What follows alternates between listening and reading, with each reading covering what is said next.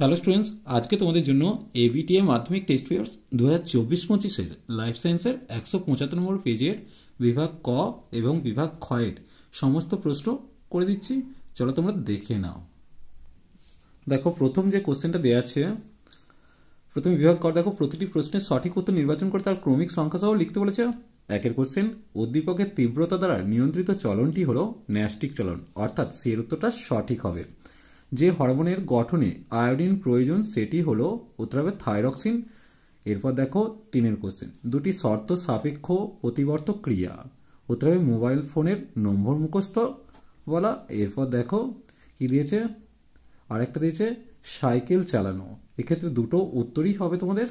এরপর দেখো স্থান পরিবর্তনে অক্ষম প্রাণী, উত্তর হবে স্পঞ্জ। এরপর পাঁচের কোশ্চেন, কোষবিহনে যে দশায় ক্রোমোজোমগুলি স্পষ্টভাবে দেখা যায় ও গণনা করা যায় সেটি হলো মেটাফেজ, অর্থাৎ ডি এর উত্তর সঠিক হবে। এরপর ছয়ের কোশ্চেন, কোন প্রকার জনন প্রকরণ ও অভিব্যক্তির সহায়ক? এক্ষেত্রে উত্তর হবে যৌন জনন, অর্থাৎ সি এর উত্তরটা সঠিক হবে। সঠিক পর্যায়ক্রম কোনটি? উত্তর হবে, দেখে নেব এখানের মধ্যে, এক্সপ্ল্যান্ট, ক্যালাস, এমব্রয়েড, প্ল্যান্ট প্লেট, অর্থাৎ ডি এর উত্তর সঠিক। সুপ্রজনবিদ্যা বা বংশগতির জনক হলেন, উত্তর হবে কোনটা? বিজ্ঞানী মেন্ডেল, অর্থাৎ ডি এর উত্তরটা সঠিক হবে। এখানে আমরা ডি এর উত্তরটা তো দাগ দেব, অর্থাৎ নয়ের কোশ্চেন দেখো, একটি শঙ্কর হলুদ গোল বীজযুক্ত মটর গাছের জিনোটাইপ কোনটা? উত্তর হবে কোনটা? ওয়াই আর আর, ডি এর উত্তর সঠিক। মানুষের বর্ণান্ধতার জন্য দায়ী জিনটির বৈশিষ্ট্য হলো প্রচ্ছন্ন এবং এক্স ক্রোমোজোমে থাকে।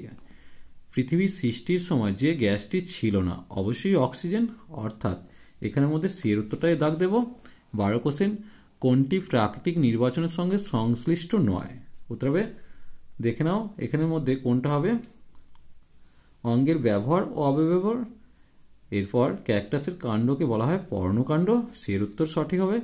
ব্ল্যাক লাং রোগের কারণ হলো, উত্তর হবে এখানের মধ্যে দেখো ব্ল্যাক লাং কোনটা হবে, কার্বন কণা। ভারতের যে জাতীয় উদ্যান সর্বপ্রথম স্থাপিত হয় সেটা করবেট জাতীয় উদ্যান, এর উত্তরটা সঠিক হবে। এরপর দেখো দুয়ের দাগ, নিচের 26টি প্রশ্নের মধ্যে 21টি প্রশ্নের উত্তর নির্দেশ অনুসারে করতে হবে। বঞ্চারালের পার্শ্বীয় পত্রকে প্রকরণ চলন দেখা যায়, তাহলে এই জায়গাটা প্রকরণ কথা লিখবে।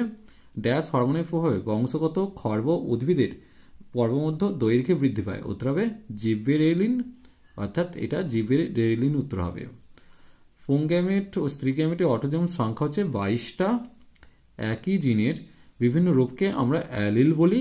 পতঙ্গের পা ও মানুষের পা এক প্রকার সমবৃত্তীয় অঙ্গ, তাহলে এই জায়গাটা সমবৃত্তীয়, যেটা হচ্ছে তোমার গঠনগত আলাদা কিন্তু কার্যগত একই হবে। জীববৈচিত্র্যের সর্বাধিক প্রাচুর্যযুক্ত অঞ্চলকে হটস্পট বলা হয়। এরপর দেখো সত্য মিথ্যা কত বলেছে, ক্রোমোজোমের শেষ প্রান্তে সেন্ট্রোমিয়ার থাকলে সেটিকে অ্যাক্রোসেন্ট্রিক বলে, এটা মিথ্যা হবে, সেটাকে টেলোসেন্ট্রিক বলে। এরপর দেখো 8এর কোশ্চেন, আমাদের সুষুম্না স্নায়ুর সংখ্যা 31 জোড়া, এটা সত্য দিয়েছে। সুষুম্না হচ্ছে 31 জোড়া, করটি হচ্ছে 12 জোড়া।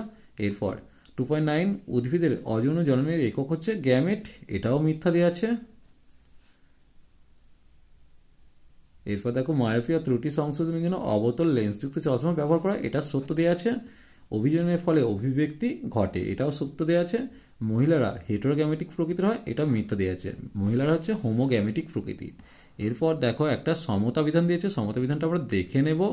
অন্ধবিন্দু, এখানের মধ্যে অন্ধবিন্দু কোনটা হবে, রেটিনা ও অপটিক স্নায়ুর সংযোগস্থল, অর্থাৎ 13 সাথে বি হবে।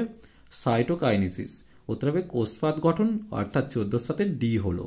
44-এ প্লাস এক্স ওয়াই, এক্ষেত্রে কোনটা হবে, পুরুষের ক্রোমোজোম বিন্যাস, অর্থাৎ জি এর সাথে 15 হলো। বাদুর ও পাখির ডানা দুটোই উড়তে সাহায্য করছে, অর্থাৎ এদের কি হবে, সমস্ত অঙ্গ। বাদুর ও পাখির ডানা এদের কি হচ্ছে, সমস্ত অঙ্গ।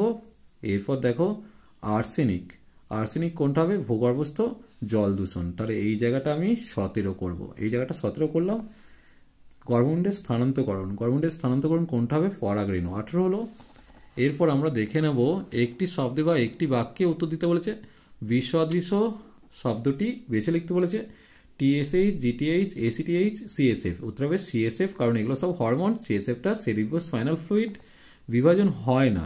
এরূপ দুটি প্রাণী কোষের উদাহরণ দিতে বলেছে, একটা হচ্ছে স্নায়ুকোষ হবে আর একটা হচ্ছে পরিণত লোহিত রক্তকণিকা হবে। তাহলে স্নায়ুকোষ আর পরিণত লোহিত রক্তকণিকা। ফুলের কোন দুটি অংশ রূপান্তরিত হয়ে ফল ও বীজ সৃষ্টি করে? অবশ্যই দেখো, ডিম্বাশয় হচ্ছে ফল, ডিম্বক হচ্ছে বীজ। ডিম্বাশয়টা ফল, ডিম্বকটা হচ্ছে বীজ। বাহ্যিক বৈশিষ্ট্য H2O ফেনোটাইপ, জিনগত বৈশিষ্ট্য H2 জিনোটাইপ হবে। তাহলে এই জায়গাটা জিনগত বৈশিষ্ট্য লিখবো। এরপর দেখো, বাষ্পমোচন রোধের জন্য ফণী মাছের একটি অভিযোজনগত বৈশিষ্ট্য লিখতে বলেছে। এদের পাতা কাঁটায় রূপান্তরিত হয়, অর্থাৎ পর্ণকাণ্ড দেখা যায়। এরপর দেখো, নিচে তিনটি বিষয়ের একটি বিষয়ের সঙ্গে অন্তর্গত, সেই বিষয়টি উল্লেখ করতে বলেছে। অভয়ারণ্য, ইনসিটু সংরক্ষণ, জাতীয় উদ্যান, বায়োস্ফিয়ার রিজার্ভ। সবকটাই হচ্ছে ইনসিটু সংরক্ষণের উদাহরণ। এরপর 25-এর কোশ্চেনটা দেখে নেবো। একই অঙ্গ থেকে উৎপন্ন দুটি বিপরীতধর্মী হরমোনের নাম লিখতে বলেছে। উত্তর হবে ইনসুলিন আর গ্লুকাগন। একটি ডিনাইট্রিফাইং ব্যাকটেরিয়ার নাম, উত্তর হবে সিউডোমোনাস। চলো আজ এই পর্যন্তই। নেক্সট ভিডিও নিয়ে খুব তাড়াতাড়ি হাজির হবো। ভিডিওটি ভালো লাগলে লাইক ছাড়াও কমেন্ট করো, পারলে চ্যানেলটিকে সাবস্ক্রাইব করে নিও। চলো টাটা, বাবাই।